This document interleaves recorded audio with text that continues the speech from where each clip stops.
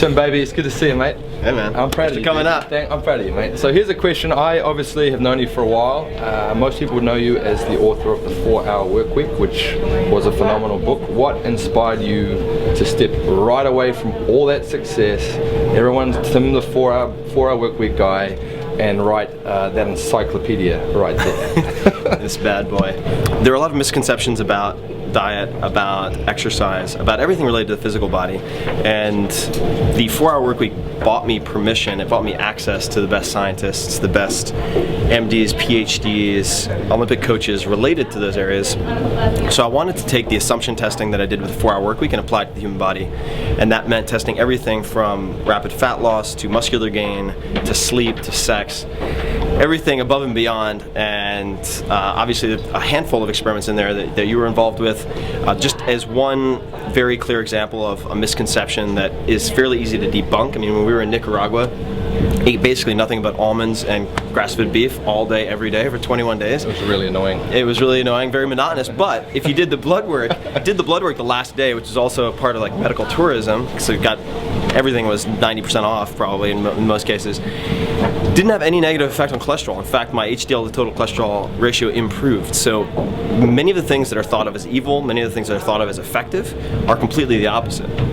And I was hoping to provide a choose your own adventure guide in this thing. I think you did a pretty good job. I actually got a hold of this book a couple of weeks ago and have managed to read it cover to cover, which I'm a slow reader.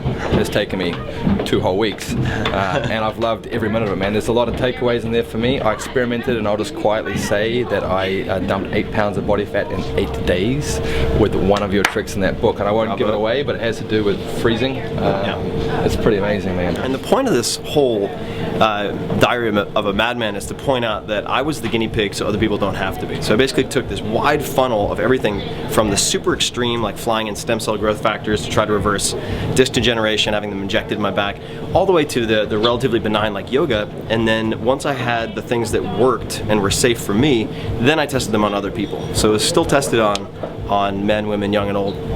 But the glucose was a way for me to do something really extreme, figure out a few theories, like if you take a post-workout shake, most of the time you should take it before your workout because it doesn't hit your bloodstream until 45 minutes to 60 minutes later, and I saw that in my data. And when people make that small change, like you and I both take branched chain amino acids like before the workout, so it hits your bloodstream at the right time. So a lot of really simple ways to track a few very simple things for extremely disproportionate return on investment. I mean, you put in a small amount of time and you get huge returns on investment. And so it's more than, it's instead of being a wholesale change of your life, it's little things like replacing the milk in your coffee with cinnamon and some cream or something like that, or the cold exposure that you were talking about. Little things that can have a really big impact. Well, I also love the way, mate, you've done it in little bite-sized chunks. Because when you first gave it to me, obviously it was about 11:30 at night. My date was gone. I think I sat on my bed until 4 a.m. and I didn't at first realize that the reality is you've set it up. It's not really like designed to be read A to like front to back. Right. It's little A to Z. Yeah, well, A to Z. Thank you for pointing out my heritage. No, a little like, it's like chunks. So talk through the thinking behind why you want to do it chunks and not sort of, you tell a great story in the 4-Hour Workweek.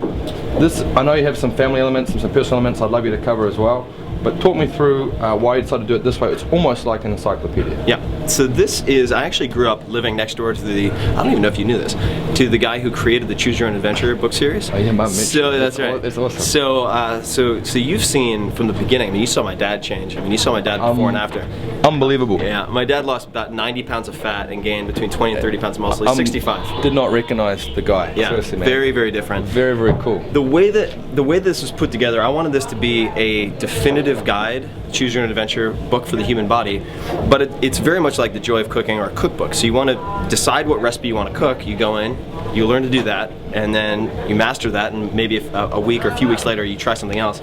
So it's very modular for that reason. So most people are going to read 100 pages, maybe 150 pages max to get started, experience some really dramatic changes in a few areas, and then they can move on to ultra endurance or, yeah, who knows, sleeping two nights, or rather 2 hours a day, you know, the polyphasic sleep.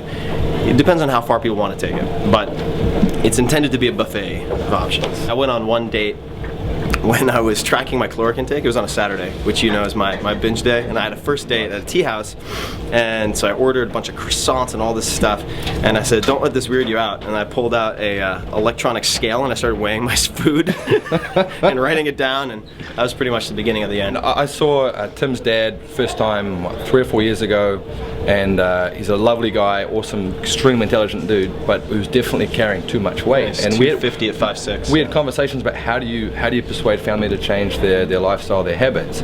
I come back and I see the guy again, and how much had he lost? He had changed everything. It was unbelievable. He'd lost like 20 years of his... He was like 170, and he'd also gained, I mean, he tripled all of his lifts, so he'd gained a lot of muscle. I mean, 20 to 30 pounds, so lost about 90 pounds of fat. And I think the lesson to take from that is that it's not just the how-to. The how-to is easy. You can. There are a lot of programs that work, but how do you get yourself to follow a program? And more importantly, if you're dealing with, let's say, a loved one who's very overweight or very out of shape or type 2 diabetic, how do you get them to change? It can be a really uncomfortable conversation. And how do you do that in a tactful, effective way so that they don't quit 2 months later and regain it all? And so the first, I'd say, 50 pages of the book, which is called Fundamentals, I want everybody to read that part, is about failure proofing for yourself or for other people, how you go about making those really ambitious changes. And it turns out there's a science to it. I mean, you can talk to someone like BJ Fogg, who's the head of the Persuasion Lab at Stanford. There's a lot of research in this area. There are best practices, and you can failure proof to a large extent all these changes. So definitely the changes with my dad, my mom lost 20 to 30 pounds. Just those changes alone made the book worth writing. Oh, easily. And I'm proud of you, man. It's a great effort. Yeah. Proud of your mum and dad too, man. They actually did this. Yeah, they actually did the work. But I think it's by far the most important thing I've ever written. Much more important than the 4-hour work week, because the body affects everything. It either amplifies the positive of everything or it amplifies the negative of everything. And when you fix the body, you really, by extension, fix a lot of other things. And you and I know, I mean, personally, like whenever we're going crazy, whenever we're getting caught in the mental loop, that's what saves us. I mean, it's always the exercise. For most people, even if they want to lose 100 pounds of weight, they could do 2 or 3 20-minute sessions a week, as you know. And as long as they have the diet in order, which is a few changes, it's almost a foregone conclusion that they can lose that much weight. And ultimately, it's about the smallest possible changes that produce visible results quickly, because that's what people respond to. They don't need more discipline, they don't need a personal trainer necessarily, they need visible results and something measurable so that they get that feedback. And it's actually surprisingly easy to do. So hopefully more people will get the joy of discovery through experimenting with these tiny little things. And looking forward to seeing the results. So far, I've tracked a few thousand people, and it's based on everything that they fed back to me as feedback. So, like I said, man, I'm proud of you, and I do know you have 1,000 people waiting to talk to you upstairs. So I'll let you go, man. It's good to catch up, buddy. All right. I'll look forward to having a drink with you later. Yeah. All Well, right, absolutely. Green tea and vodka coming. All right, let's do it. Thanks, buddy. I really, it's awesome. Thanks for coming. I love the book. I've read every single page now. I've gone back a few times, man. And 40 pounds of my deadlift in 2 weeks. Nice. Be careful with the hammy. On the good leg, 1 leg. Oh, nice. Dude, well, wait until you get back to 2. It's good. You're going to go, well, let's see.